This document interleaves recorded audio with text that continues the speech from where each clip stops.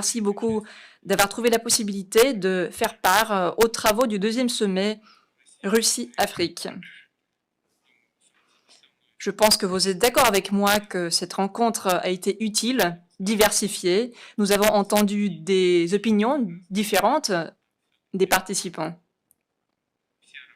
Mais quand même, tout le travail s'est tenu dans une ambiance de l'amitié, de la compréhension mutuelle et de la recherche des solutions de toutes les questions. Et cette recherche a été très intéressée. Lors du sommet, nous avons discuté de divers volets de notre coopération avec le continent africain. Et notre rencontre va nous permettre de voir les questions de la coopération bilatérale et de tracer aussi les projets de leur développement. Les liens entre nos deux pays sont amicaux. Et l'année dernière, nous avons célébré le 55e anniversaire de rétablissement des relations diplomatiques. Nous savons que votre pays a de sympathie et de l'intérêt pour notre pays. Monsieur le Président, je l'ai vu, je l'ai entendu moi-même, je l'ai entendu quand vous avez pris la parole dans votre brève intervention. De notre côté, nous apportons une importance particulière au développement des relations avec vous. Nous avons décidé de renouveler le fonctionnement de la mission diplomatique russe qui a été fermée en 1992 sur le territoire de votre pays. Et je suis sûre que le travail de notre ambassade donnera un nouvel élan au développement de nos relations. Le dialogue politique entre nos deux pays est régulier. En décembre 2022, c'est le Premier ministre de votre gouvernement de transition qui s'est rendu en visite en Russie et en juin, il y a eu les pourparlers entre nos ministères de défense. Nous élargissons les liens interparlementaires, ce qui, à mon avis, est très important aussi, et nous sommes prêts à travailler ensemble pour développer la coopération économique et commerciale. Les volumes d'échange n'est pas très grand, mais je pense que... Alors, nous allons traiter de cette question et nous allons du pain sur la planche. Il y a le travail dans les cadres juridiques. Nous sommes en train de préparer les documents dans l'aviation civile, le sport, les documents sur la reconnaissance des diplômes et des qualifications. Nous allons apporter le soutien à votre pays en ce qui concerne la formation du personnel, les spécialistes civils. En année académique 2023-2024, nous avons octroyé 10 bourses d'État au Burkina Faso. Et si vous êtes intéressés, nous pouvons examiner la demande d'augmenter ce quota.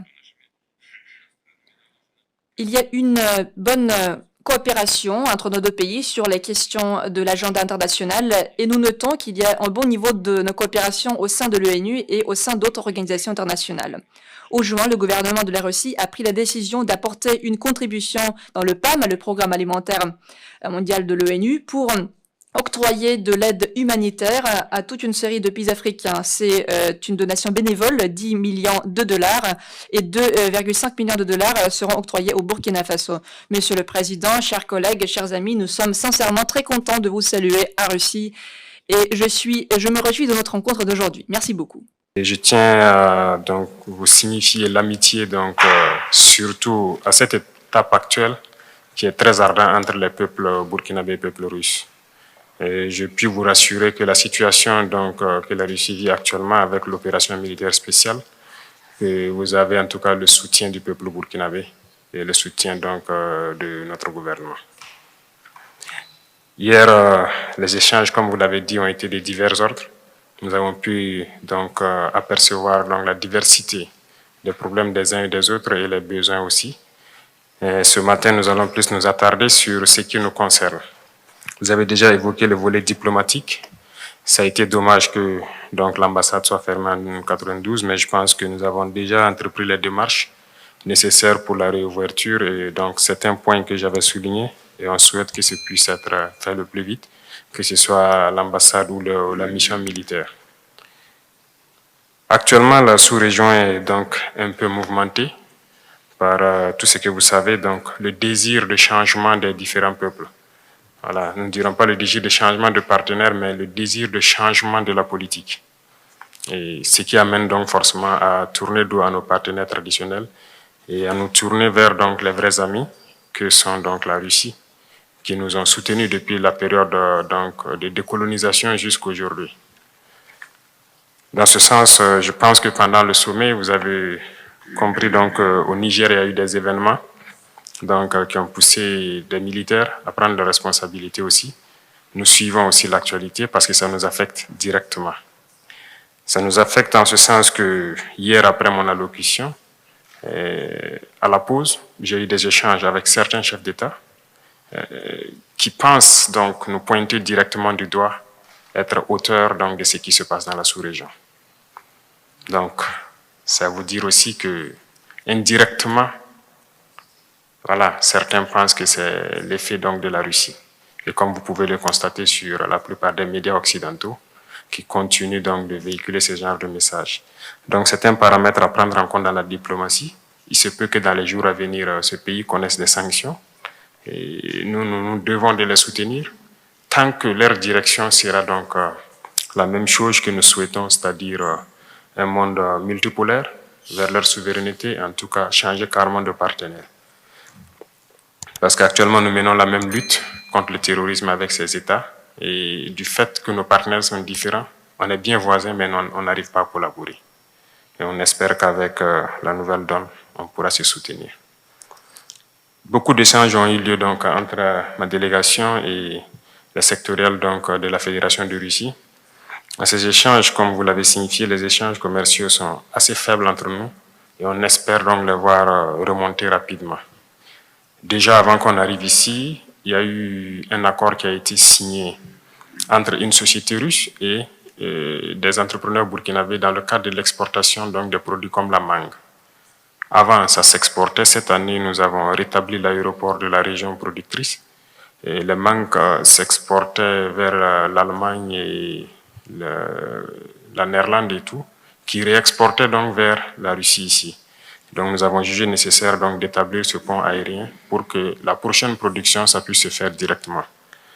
Dans ce sens, nous pouvons aussi, donc, à travers le commerce, signifier que nous avons une diversité quand même de produits qui pourraient intéresser la Russie. Et dans les échanges donc, entre les ministres et les différents hommes d'affaires, nous avons compris, tels que la mangue, l'anacarde et beaucoup d'autres produits agricoles qui pourraient intéresser. Il y a aussi l'installation d'usines de transformation de certains produits sur place là-bas. Et je sais que beaucoup d'opérateurs russes donc, seront intéressés par cela, ce qui va contribuer à intensifier donc, nos échanges commerciaux. Parlant donc d'échanges commerciaux et d'installation d'usines, nous avons un besoin crucial d'énergie. À ce titre, donc, c'est un point important pour moi parce que nous avons besoin, en tout cas, si possible, d'implanter une centrale nucléaire au Burkina pour produire l'électricité.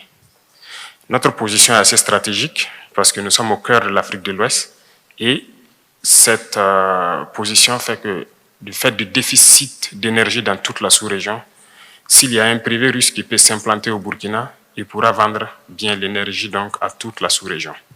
Et donc c'est un point très important pour nous et on souhaite que vous puissiez voir comment cela puisse se réaliser, en tout cas dans de brefs délais. Sur le volet donc de l'énergie, toujours, il y a eu des échanges dans le cadre donc des hydrocarbures et nous souhaitons en tout cas pouvoir réorienter la majorité de nos importations à la Russie ici. Et il y a des entreprises avec qui on a pris contact, d'autres aussi ont souhaité donc avoir l'appui, en tout cas votre appui, pour pouvoir mieux tisser. C'est tout ce qui concerne les produits pétroliers. Et nous sommes allés jusqu'à ajouter le bitume parce que nous avons beaucoup d'infrastructures routières surtout à construire.